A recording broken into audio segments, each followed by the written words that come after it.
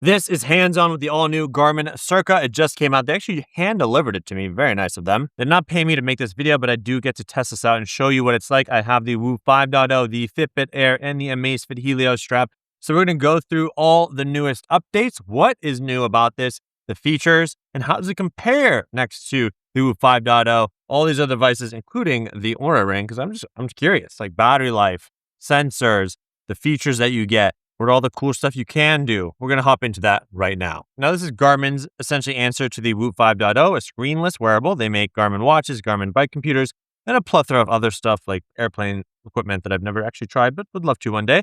But none of that. This is the black version. As you can see, it uses the same charging port as their Garmin watches. So that is a huge win because Google, Fitbit, what's going on? Different charger for the Fitbit, different charger for the Pixel Watch 4, different charger for the Pixel Watch. Too confusing. Whoop.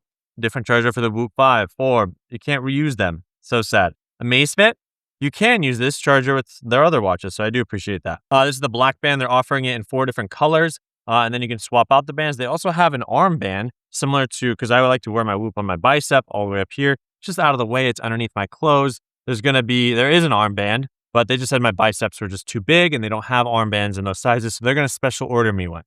I'm just kidding. The large ones are out of stock. But hopefully I'm going to get that very soon. Now, sensor-wise, this is using the Gen 4 with a skin temperature sensor on it. So it is not the Gen 5 sensor. It's not the newest one. That's something to keep in mind. You will get HRV, body battery, sleep tracking, sleep stages, stress tracking, blood oxygen. There is no GPS chip built inside of this, but it can use your phone's GPS to get that data. So as long as, especially on an iPhone, you will have to go ahead and change location to always. I dread doing this because it could drain your battery more. But that will have to be on to use GPS tracking, for example, for an outdoor run while using the heart rate data from the Garmin Cirqa. Now, as you can see, you can record a ton of activities.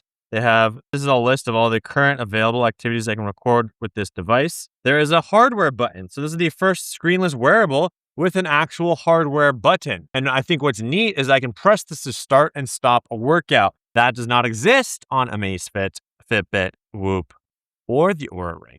That's really interesting. Makes it really seamless to start-stop. You can still go back in because it is 24/7 continuous tracking, and the heart rate sampling does not change whether you have a workout running or not. You can always go edit the start and end times. You can go add the workout after the fact. So that's also nice.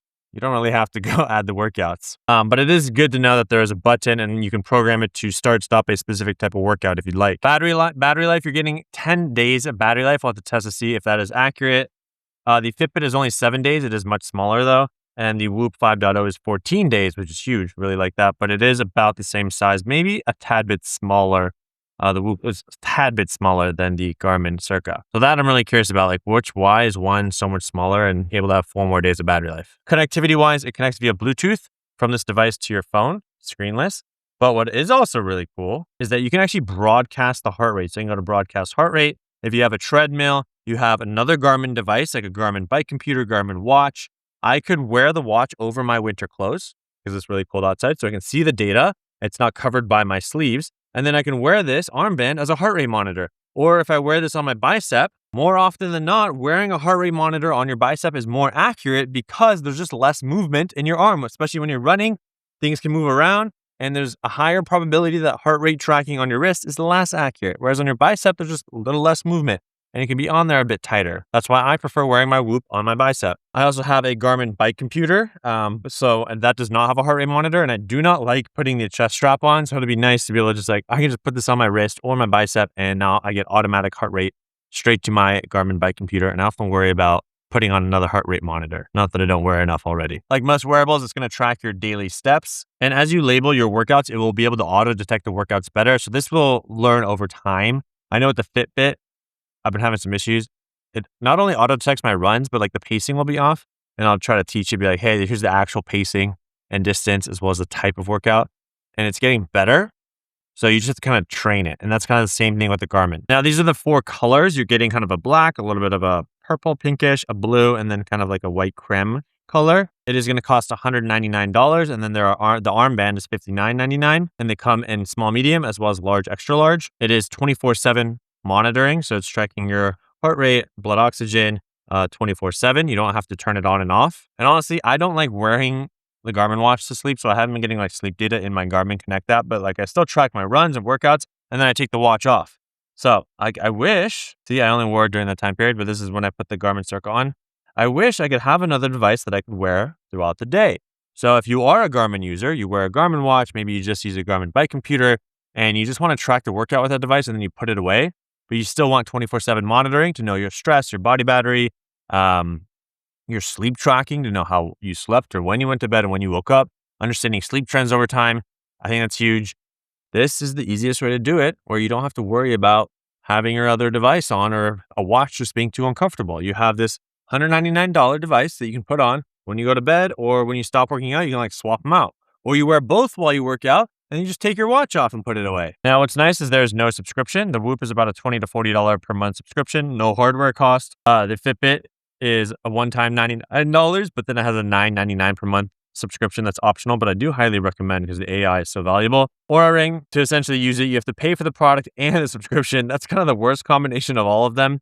It's about 350 plus, maybe 400, 500, depending on the color, and then $6 a month for the subscription. Like, or just pick one. Now it is water resistant up to 5 ATM, so you can swim with this, take it in the water, and not have to worry about it. One thing I am curious about is like when you swim with this, because some of the bands, when they're a little bit loose, they can move around. Like the Whoop, I cannot swim with. It's just too flexible. It falls off. I take it off when I swim, and I don't like using the swimsuit compartment thing. The Fitbit, because it's so small, I'm able to swim with it, and maybe the band is just tighter. It doesn't move around and fall off when I swim. But I'm curious to see how well this will stand to swimming. Now, who's this for? I honestly think I'm going to do some more testing, so comment down questions that you have down below.